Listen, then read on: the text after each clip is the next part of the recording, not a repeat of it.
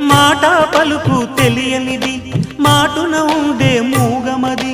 కమ్మని తలపుల కావ్యమయే కవితలు రాసే మౌనమది రాగల రోజుల ఊహలకి స్వాగతమిచ్చే రాగమది శృతిలయలరగని ఊపిరికి స్వరములు కూర్చే గానమది ఋతువుల రంగులు మార్చేది కల్పన కలిగిన మది భావం బ్రతుకును పాటగా మలిచేది మనసున కదిలిన